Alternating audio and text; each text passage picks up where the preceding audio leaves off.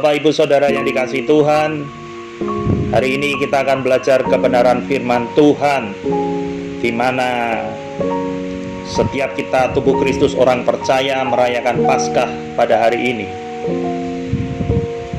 Firman Tuhan malam hari ini terambil di dalam kitab Kejadian 3 ayatnya yang ke-15. Kita baca bersama-sama. 2, 3. Aku akan mengadakan permusuhan antara engkau dan perempuan ini, antara keturunanmu dan keturunannya. Keturunannya akan meremukkan kepalamu, dan kau akan meremukkan tumitnya. Ada satu kisah di mana setelah Tuhan menempatkan manusia di Taman Eden, Tuhan memberi perintah kepada manusia untuk mengusahakan Taman Eden, untuk merawat, untuk menjaga. Tetapi Tuhan juga memberikan satu warning kepada manusia bahwa semua tanaman atau semua buah di dalam Taman Eden ini boleh kau makan buahnya. Hanya pohon buah daripada pengetahuan yang baik dan yang jahat tidak boleh engkau memakannya. Pada waktu engkau memakannya, maka engkau akan mati. Waktu berjalan dan manusia mengalami persekutuan yang indah dengan Tuhan. Bersama dengan Tuhan, dia mengalami persekutuan yang luar biasa di dalam Taman Eden. Tapi ada masa di mana manusia mendapatkan satu godaan, di mana iblis yang datang digambarkan sebagai seekor ular berkata kepada Hawa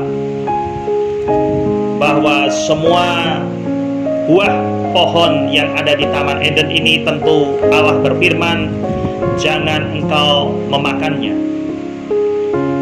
Tetapi Hawa berkata bahwa tidak, semuanya boleh dimakan kecuali pohon buah dari pengetahuan yang baik dan yang jahat tidak boleh dimakan. Tetapi ular memperdaya Hawa dengan berkata, sekali-kali tidak, ketika kau akan memakannya, engkau akan jadi seperti Allah, tahu yang baik dan yang jahat. Perkataan ular itu masuk ke dalam hati Hawa, dan Hawa berpikir, Hawa melihat bahwa pohon buah pengetahuan yang baik dan yang jahat itu menarik hatinya untuk dimakan. Kejadian 3 ayat 6 menjelaskan perempuan itu melihat bahwa buah pohon itu baik untuk dimakan dan sedap kelihatannya. Lagi pula pohon itu menarik hati karena memberi pengertian. Lalu ia mengambil dari buahnya dan dimakannya dan diberikan juga kepada suaminya yang bersama-sama dengan dia, dan suaminya pun memakannya. Perintah yang seharusnya ditaati oleh Adam dan Hawa, tetapi mereka melanggar perintah itu, sehingga mereka jatuh ke dalam dosa akibat tipu daya daripada iblis atau ular. Maka Tuhan mendatangi Adam dan Hawa di taman itu, dan dia berkata di dalam Kejadian 3 ayat ke-15, aku akan mengadakan permusuhan antara engkau dan perempuan ini, antara keturunanmu dan keturunannya. Keturunannya akan meremukkan kepalamu, dan engkau akan meremukkan tumitnya. Sebelumnya tidak pernah terjadi permusuhan, tapi karena dosa masuk, maka permusuhan terjadi. Bukan Tuhan yang menyebabkan permusuhan, tetapi dosa yang membuat mereka mengalami permusuhan.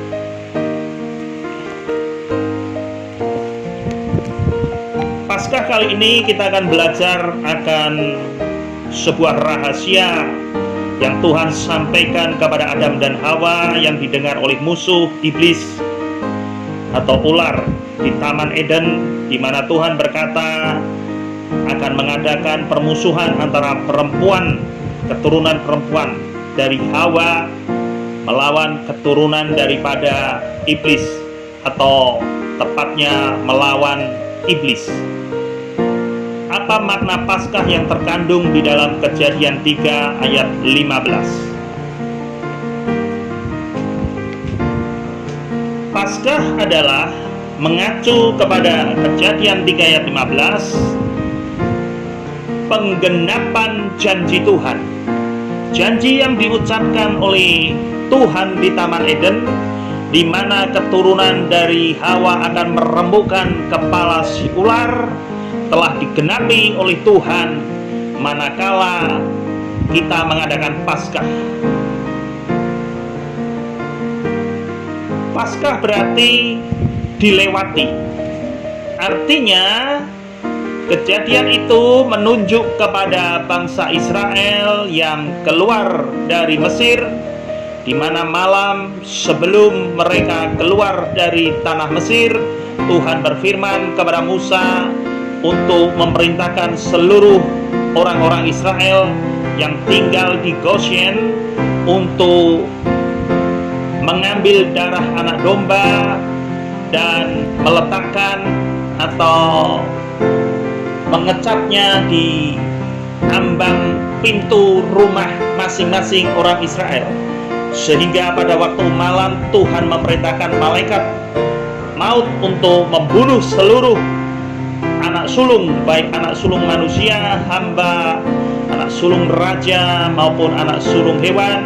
Seluruh orang Israel dibebaskan dari pembinasa atau malaikat maut. Kenapa bisa terjadi demikian? Karena ada perlindungan darah anak domba. Jadi Paskah mengacu kepada Kejadian 3:15 adalah penggenapan janji Tuhan.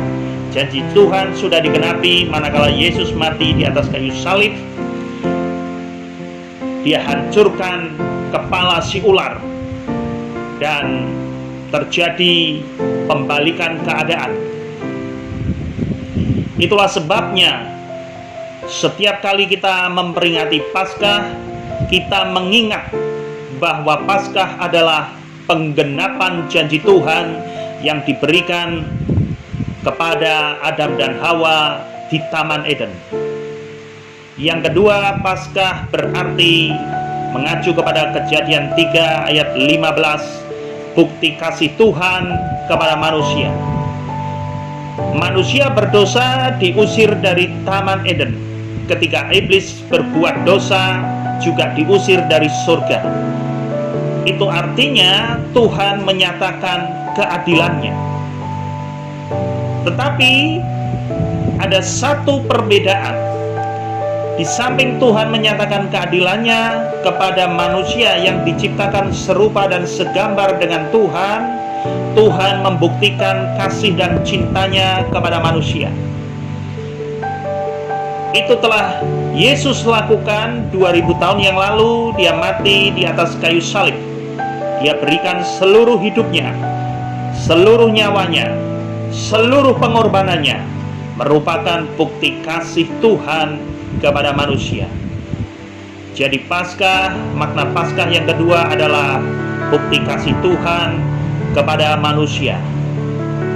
Makna Paskah yang ketiga adalah pertukaran antara kematian dan kehidupan. Setiap kali kita memperingati Paskah, orang-orang percaya tubuh Kristus, gereja, umat Tuhan harus menyadari bahwa ada pertukaran antara kematian dan kehidupan. Yesus yang adalah kehidupan mengambil kematian kita. Kita yang seharusnya mati dan mengalami penghukuman Tuhan, tetapi Tuhan mengambil kematian kita dan memberikannya kehidupannya kepada setiap kita. Itulah setiap kita ketika kita memperingati Paskah, kita meyakini bahwa kita menerima kehidupan Tuhan, kehidupan yang penuh cinta, kehidupan yang penuh kasih, kehidupan yang penuh kemenangan, kehidupan yang penuh sukacita, bahkan kehidupan yang penuh dengan berkat dan kuasa. Makna Paskah berikutnya, yang keempat, setiap kali kita memperingati Paskah, mengalami Paskah, mengacu kepada Kejadian 3 ayat 15, bahwa Tuhan memberikan kemenangannya kepada manusia ketika Dia berkata kepada Adam dan Hawa, kepada iblis, bahwa keturunan daripada engkau Hawa akan meremukkan kepala si ular. Artinya itu sebuah kemenangan yang pasti yang Tuhan akan nyatakan, dan Tuhan sudah genapi di atas kayu salib. Yesus mati dan memberikan kemenangannya buat setiap kita. Kita harus mengerti, menyadari bahwa Paskah bukan sebuah simbol belaka, tetapi Paskah adalah sebuah anugerah kemenangan yang Yesus berikan buat setiap kita. Mari kita baca di Kolose pasalnya yang kedua, ayatnya yang ke-15. Ia telah melucuti pemerintah-pemerintah dan penguasa-penguasa dan menjadikan mereka tontonan umum dalam kemenangannya atas mereka. Yesus mati menggantikan kita, tetapi kematiannya memberikan kemenangan, manakala seluruh kuasa daripada iblis dihancurkan dan maut dikalahkan, dan Dia berikan kehidupan dan kemenangannya buat setiap kita. Makna Paskah yang berikutnya adalah bahwa keturunan dari wanita atau keturunan dari Hawa akan meremukkan kepala si ular. Artinya Tuhan mau berkata, sejak engkau berbuat dosa, memang aku usir engkau dari Taman Eden, tapi percayalah, aku telah memberikan sebuah janji di Taman Eden, didengar oleh musuh, oleh iblis, bahwa satu kali akan ada jaminan kehidupan bagi manusia. Artinya manusia yang harusnya berbuat dosa dibuang dan dihukum oleh Tuhan, tetapi Tuhan memberikan jaminan kehidupan buat manusia. Itulah sebabnya firman berkata, hai maut, di manakah sengatmu? Hai maut, di manakah sengatmu? Kenapa? Karena maut sudah tidak mempunyai kuasa sengat.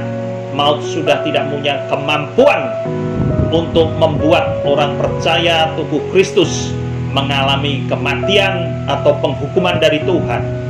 Manakala kita orang-orang percaya memperingati Paskah, kita harus tahu, kita harus sadar bahwa setiap kali kita memperingati Paskah, kita mendapat jaminan kehidupan buat setiap kita, baik di bumi maupun di surga. Lalu pertanyaannya, siapa keturunan daripada wanita itu?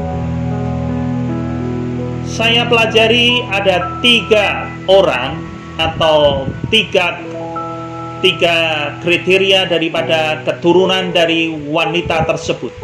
Yang pertama, keturunan dari wanita itu adalah bangsa Israel. Israel digambarkan, firman berkata, seperti mempelainya Kristus. Itulah keturunan daripada Sang Mesias yang lahir dari bangsa Israel. Keturunan dari wanita atau keturunan dari Hawa mengacu kepada bangsa Israel. Itu yang pertama. Yang kedua, keturunan dari wanita tersebut mengacu kepada Yesus. Yesus lahir dari bangsa Israel, orang Yahudi. Dan itulah keturunan dari wanita itu mengacu kepada Yesus. Artinya bangsa Israel diberi kuasa juga untuk menghancurkan musuh, untuk menghancurkan iblis. Yesus, kita tahu, kita sudah menyaksikan, kita sudah mengerti, kita sudah memahami, Dia berkuasa atas segala sesuatunya. Maut telah dikalahkan. Keturunan wanita atau keturunan dari Hawa, yang kedua adalah mengacu kepada Yesus. Lalu yang ketiga, keturunan daripada wanita tersebut atau Hawa mengacu kepada tubuh Kristus, orang percaya. Tubuh Kristus, orang percaya, digambarkan juga sebagai mempelainya Tuhan, yang dimana ada perjanjian darah atau perjanjian baru. Bapak Ibu Saudara yang belum mendengar akan pemberitaan firman yang saya bagikan di Heavenly Kingdom Ministry, Bapak Ibu bisa membuka di channel YouTube kami di Heavenly Kingdom Ministry dengan judulnya Perjanjian Baru. Di situ telah diceritakan bahwa ada satu perjanjian yang telah diikat antara Tuhan dengan manusia, yang disebut perjanjian baru, diikat oleh darahnya. Itulah tubuh Kristus, orang percaya. Gerejanya adalah keturunan daripada Hawa. Jadi keturunan Hawa yang diberi kuasa untuk menghancurkan musuh. Yang pertama, dia lahir dari bangsa Israel atau orang Israel asli. Yang kedua, mengacu kepada Kristus. Dan yang ketiga, mengacu kepada gerejanya. Lalu pertanyaannya, banyak orang berkata waktu Adam dan Hawa berbuat dosa, makan buah pengetahuan yang baik dan yang jahat, mereka makan, apakah mereka mati? Firman jelas berkata, jangan sekali-kali kau memakannya. Kau pegang boleh, kau cium boleh, kau raba boleh, tapi kau makan, engkau mati. Detik engkau memakan, detik itu juga engkau mati. Tapi kenyataannya Pak, tidak mati. Kenyataannya mereka masih hidup. Firman berkata, mereka detik memakannya mati. Berarti mengalami kematian rohani. Mati, tidak ada mati rohani, tidak ada mati jasmani. Alkitab tidak pernah memberitahukan sebuah kebenaran bahwa mati itu mati jasmani, mati rohani. Jangan pernah tafsirkan Alkitab dengan cara berpikirmu sendiri. Mati berarti is finished. Efesus pasalnya yang kedua, ayat pertama menjelaskan,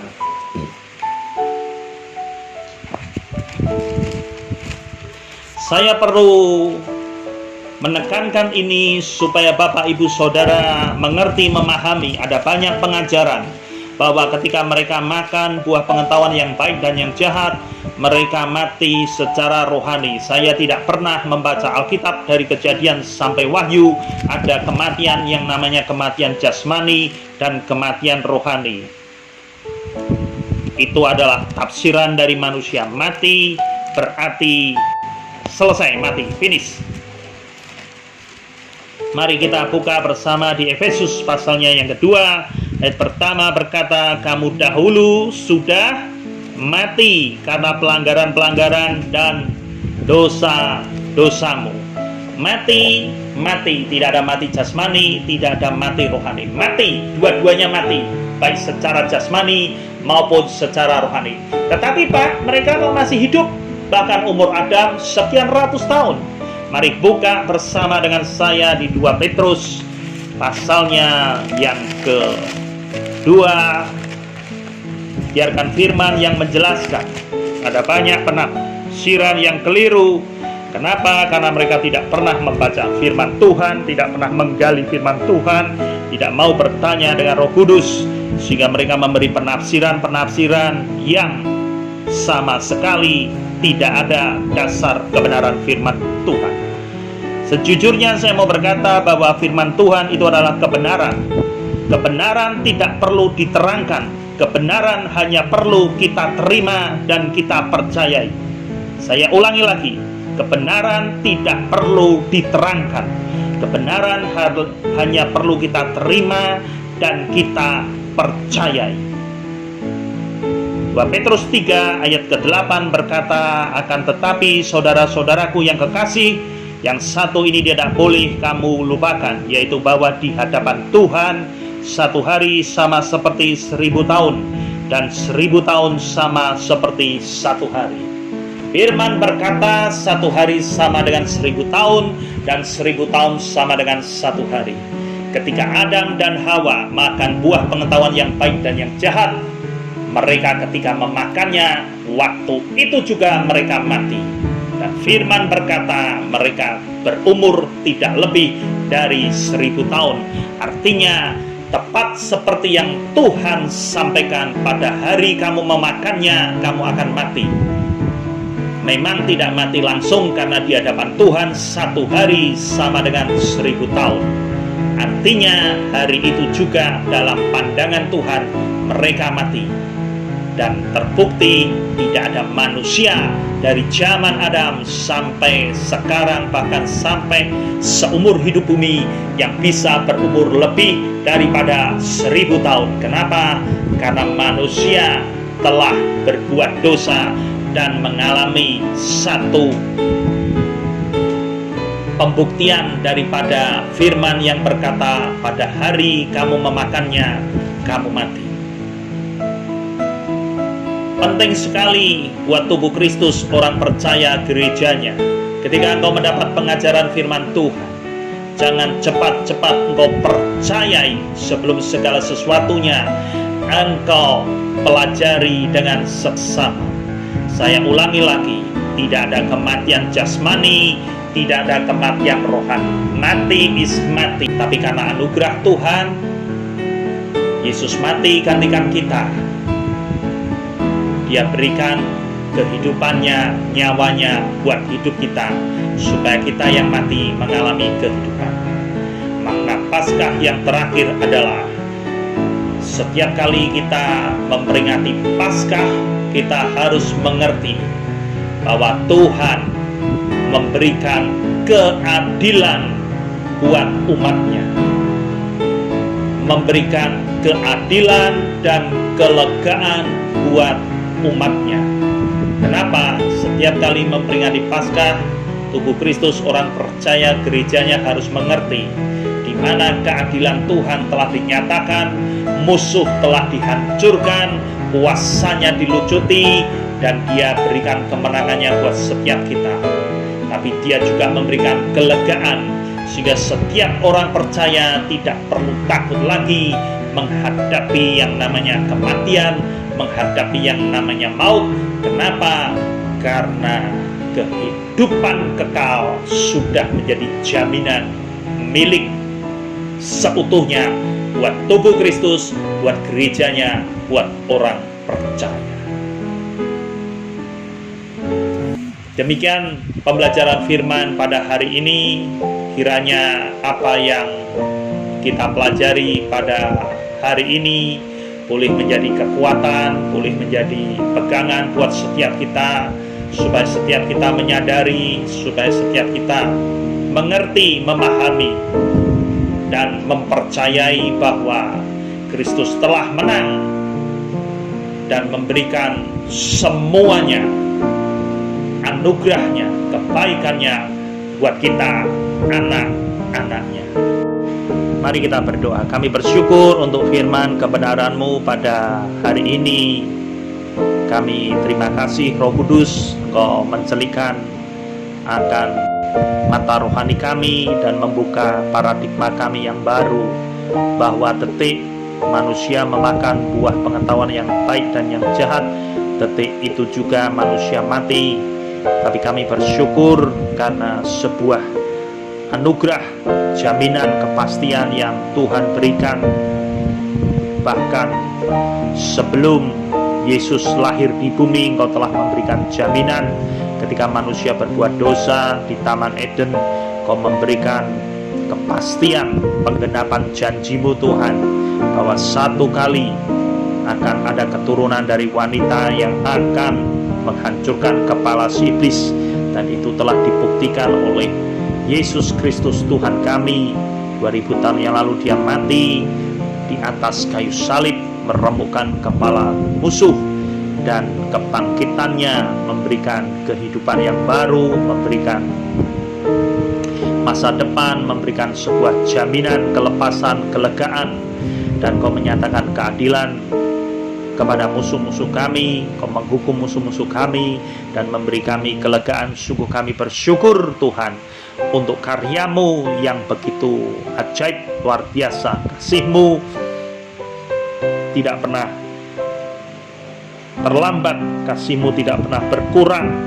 Bahkan ketika kami berdosa pun tetap mengasihi kami. Kami bersyukur termeterai akan firman kebenaran-Mu Bapa di surga, di dalam hati setiap kami.